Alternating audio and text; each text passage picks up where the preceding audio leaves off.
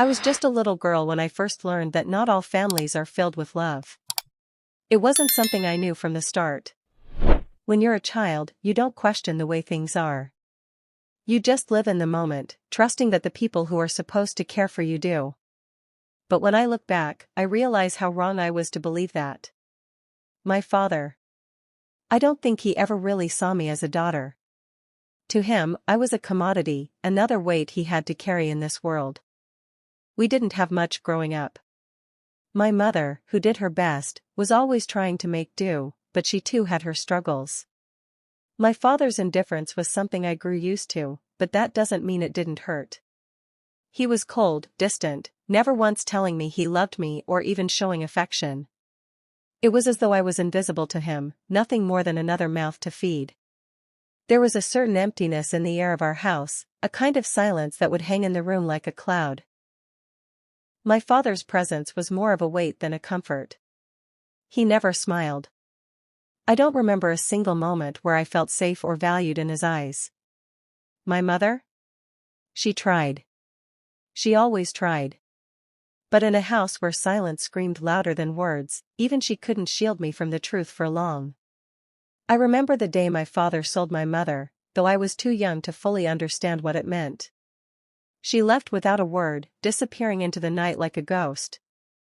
I often wonder if she ever loved him, if she had any hope left at all. But one thing was certain, she couldn't stay. And neither could. It was a rainy evening when my father said, "Pack your things." He didn't look at me as he spoke, didn't even pause to see if I had hurt him. I obeyed, as I always did, gathering the few things I owned and stuffing them into an old, worn-out bag. It wasn't until later that I would understand just how much I had missed in that moment. I'll never forget the coldness of that night. The rain lashed against the windows, but inside, there was a chill far deeper than the weather could ever bring. My father was speaking to someone in the next room, his voice low and sharp. He sounded eager, like this was a moment he had been waiting for. "She's ready," I heard him say. "She's been trained. She'll do what's needed." At first, I didn't understand. I didn't know who he was talking to. But then the door creaked open, and a man I had never seen before stepped into the room. His face was hard, his eyes too intense, and the smell of smoke and cheap cologne filled the air. I froze, staring at the stranger as my father turned to me. "Come here," he said flatly. I walked toward him slowly, my stomach twisting. My father's cold gaze never wavered. He didn't speak to me kindly or offer any explanation. To him, I was nothing. Just a thing he had to handle. The man stepped closer, his eyes scanning me like I was a piece of merchandise. He looked me up and down, his gaze lingering too long. Then he nodded. "She'll do," he said in a voice that made my skin crawl. That's when it hit me. My father wasn't just making a deal about money. He was about to sell me, his own daughter. I wish I could say that I understood exactly what was happening, that I had the words to express the shock and betrayal I felt. But I was just a little girl, confused and terrified. I didn't know how to fight back or what to do. Something inside me broke, and I just ran. I didn't think, I didn't plan, I just ran out of that house and into the pouring rain. I heard my father yell after me, but I didn't stop. I didn't care anymore. I couldn't care. That night, I ran for miles. I didn't know where I was going, only that I had to get away. Away from the man who called himself my father. Away from the stranger who had come to take me. I wasn't an object. I wasn't a commodity to be traded, and I wasn't going to let anyone treat me like that. I can't remember how long I ran, or how many times I stumbled in the dark.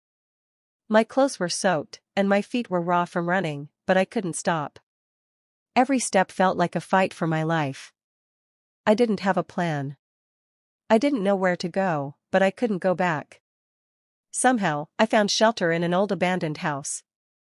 It wasn't much, just a roof and some old blankets on the floor, but it was enough. I curled up in the corner, shivering from the cold and from fear. I don't know how long I stayed there, hiding from the world that had rejected me. Days, maybe weeks. but during that time, something in me shifted.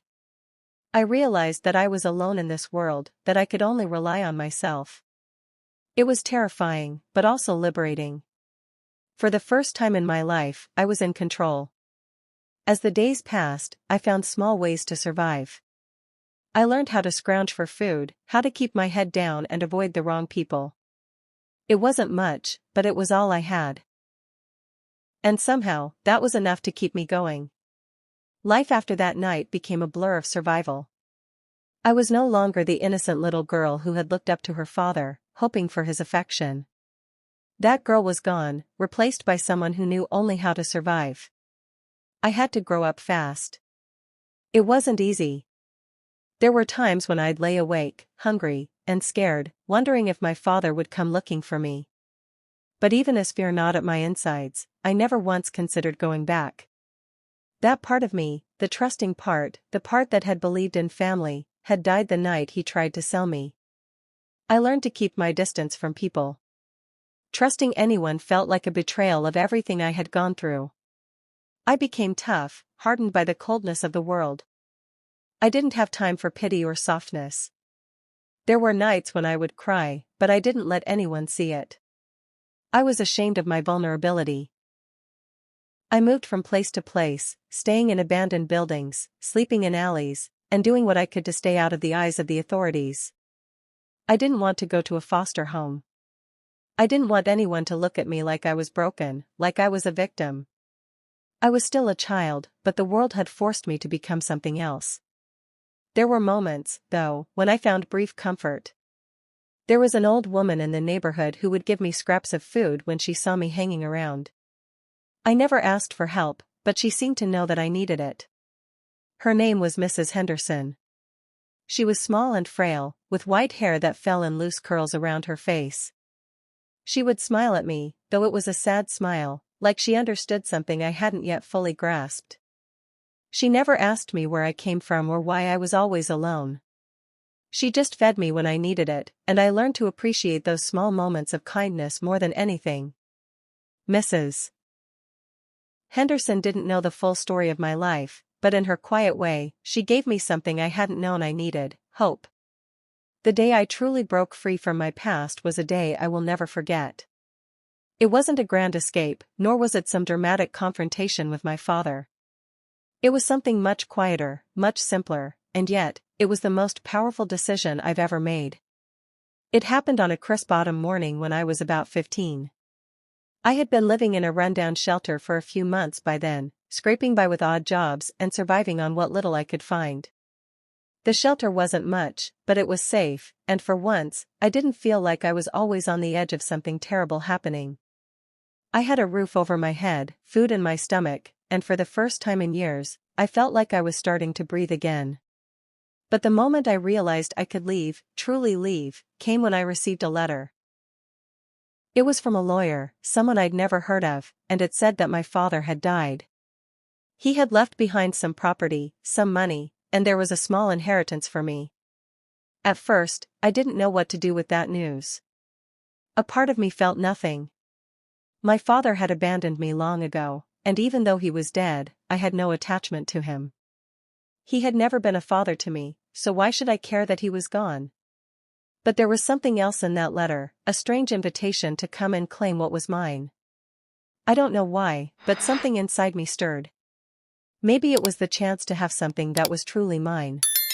Maybe it was the chance to confront the past that had shaped me in ways I couldn't yet understand. I packed my things, what little I had, and I left the shelter. I didn't know where I was going, but I knew I couldn't stay where I had been. I had to move forward. In the years that followed, I struggled. I found a place to live, small and cramped, but it was my own. I worked odd jobs, trying to make enough to survive. I never stayed in one place too long. I didn't trust people. I didn't trust anyone. The idea of letting someone into my life, letting them know my history, terrified me. I had built walls around myself so thick that no one could break through. I fought against the loneliness. I fought against the pain.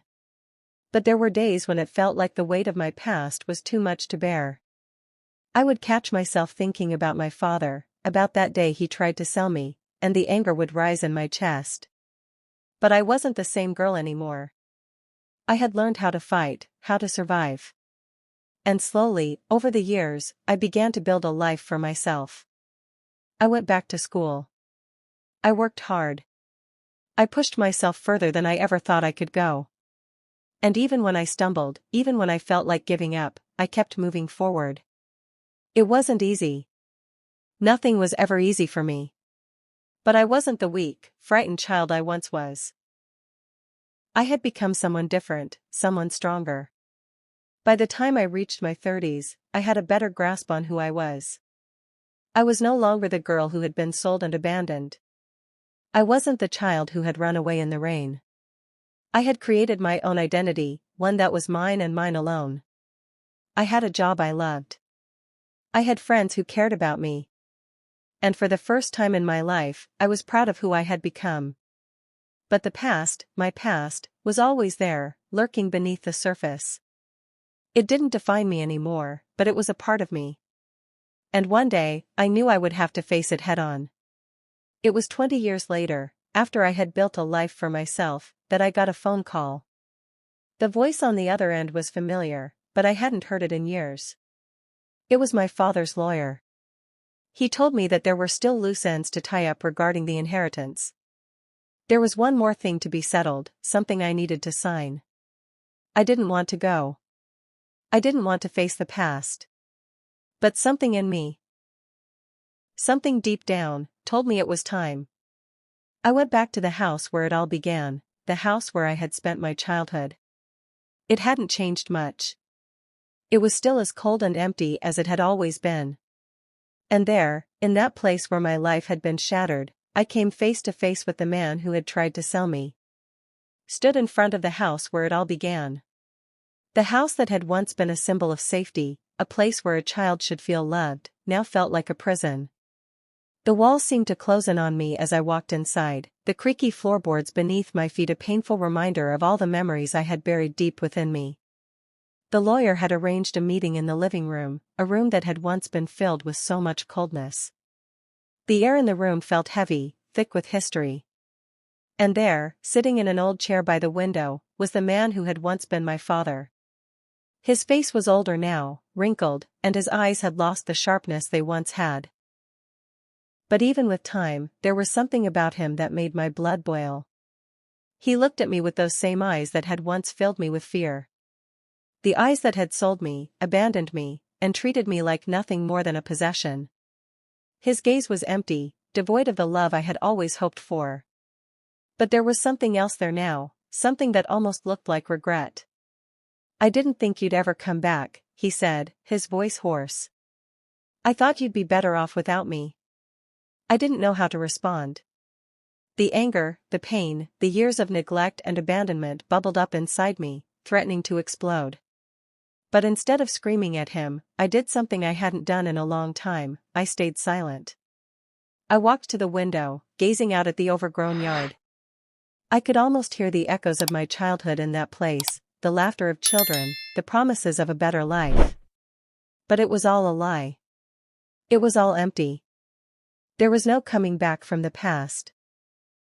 "I didn't want to come here," I said, my voice steady despite the turmoil inside.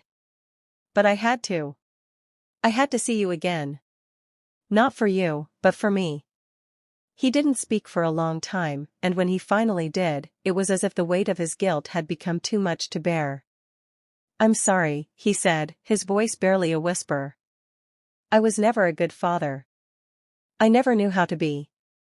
I did things I shouldn't have, things I regret." His words hung in the air, but they didn't reach me. How could they? How could anything he said take away the years of pain, the years of feeling abandoned and unloved? The apology felt hollow, as though he was saying what he thought I needed to hear, not what I deserved. I turned to face him, my eyes cold. "Sorry doesn't change anything. Sorry doesn't bring back the years I lost. Sorry doesn't take away the fact that you sold me like I was nothing. You don't get to fix that with words." He looked at me, his face crumpling as though he was on the verge of tears. but I didn't care. Tears wouldn't change anything. Apologies wouldn't change anything. The damage had been done. I'm not here for your apology, I said, my voice firm. I'm here to tell you that I've survived. And I will continue to survive, with or without you. As I walked away from that house, I felt a strange sense of closure. It wasn't the kind of closure I had always imagined. I didn't leave with a feeling of peace or relief. But there was something freeing about facing my father, about looking him in the eye and telling him that I had moved on without him. The past would always be a part of me. It had shaped me, molded me into the person I was today. But I was no longer that little girl running in the rain, terrified and alone. I was stronger now, wiser. I had built a life for myself, and I wasn't going to let anyone take that away from me. That day, I realized that forgiveness didn't mean forgetting. It didn't mean excusing the things that had happened. Forgiveness was about releasing the hold the past had on me. It was about letting go of the anger, the bitterness, the pain. I had spent so many years holding on to the hurt, allowing it to define me. But now, I understood that I didn't have to carry it anymore. I didn't need his approval, his love, or his apology. I had found my own worth. In the years that followed, I worked on healing. It wasn't easy. There were times when the memories would surface, uninvited and painful. But I learned to live with them, to acknowledge them without letting them control me. I found my peace, not through the forgiveness of others, but through the forgiveness of myself. I forgave myself for allowing the past to shape me, for allowing my father's actions to define my worth. I forgave myself for thinking that I wasn't enough. I was enough. And I always had been.